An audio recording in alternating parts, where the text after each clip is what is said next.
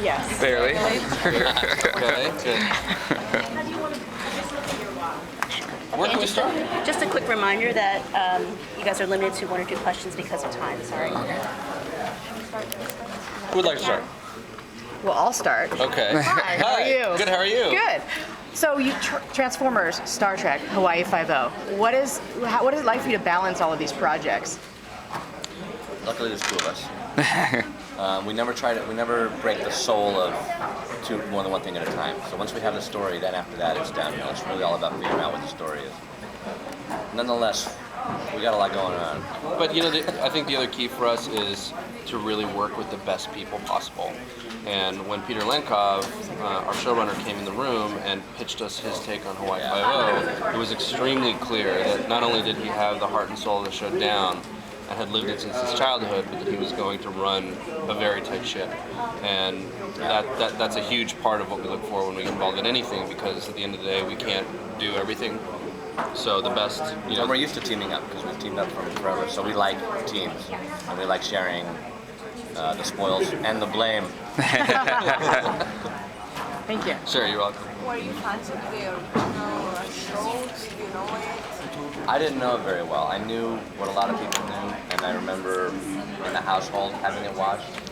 And when the idea came up again, I went back and rewatched it. And I remember I knew more than I thought I did about it, but just forgot. It was on for 12 years.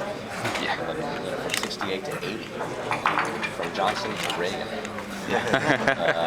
So, and then it was in reruns after that. So I realized it was part of the wallpaper of my life once I went back to see it. So it was interesting.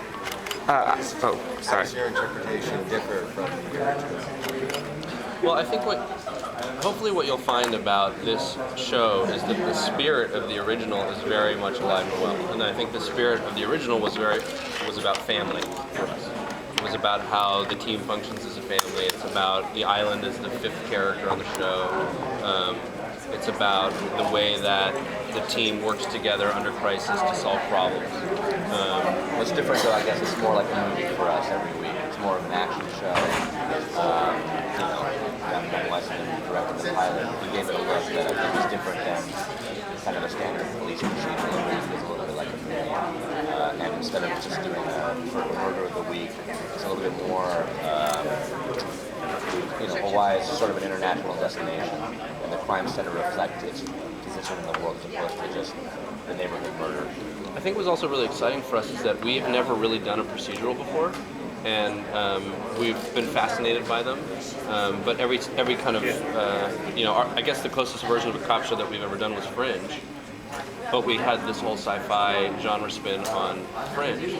So I think the idea of doing a more straight-ahead real-world procedural was really interesting because they're obviously very successful, and the rules were something that we wanted to learn about.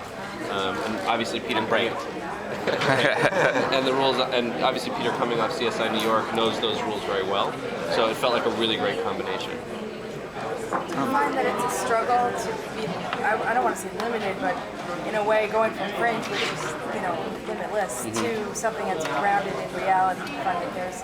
No, it's not, and I'll tell you why. I think that part of what's really fun for us in this is that you have 4 characters, which gives you 4 different entry points all the time.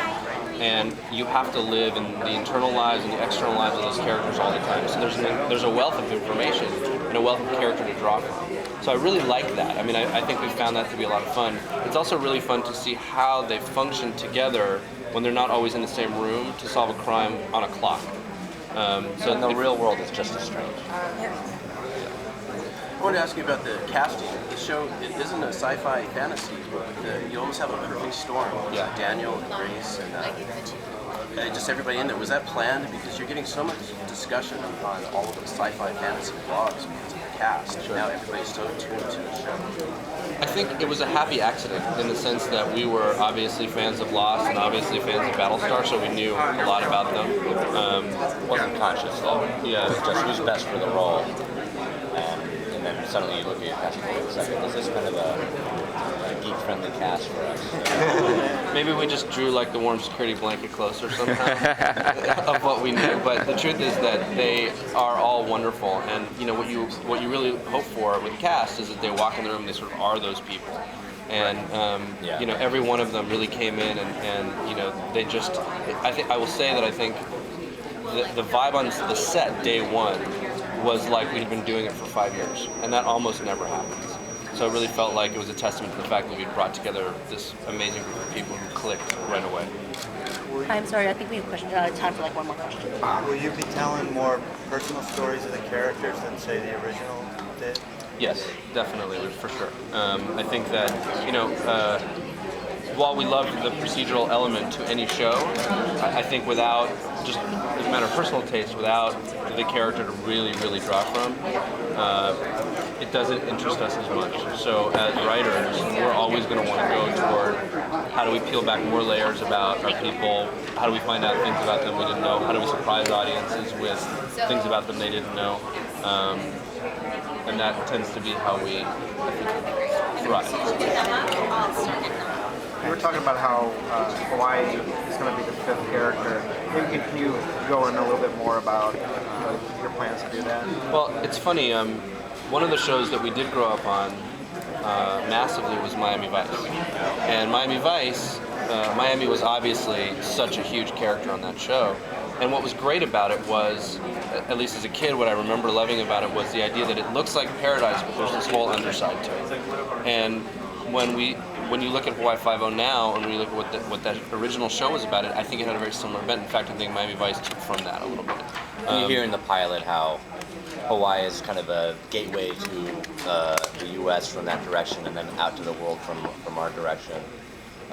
Obviously, our president is from there, so there's a kind of a perfect storm of Hawaii being relevant and being like Miami, kind of an important hub internationally. So it's not just American stories; it kind of gives it an international flavor as well. So it's going to be more definitely contemporary to modern times. Yes, absolutely. Yes. That's all we have time for. Thank you very much. Thank you. Hawaii 5.0. The upgrade. Bye, guys. Thank you.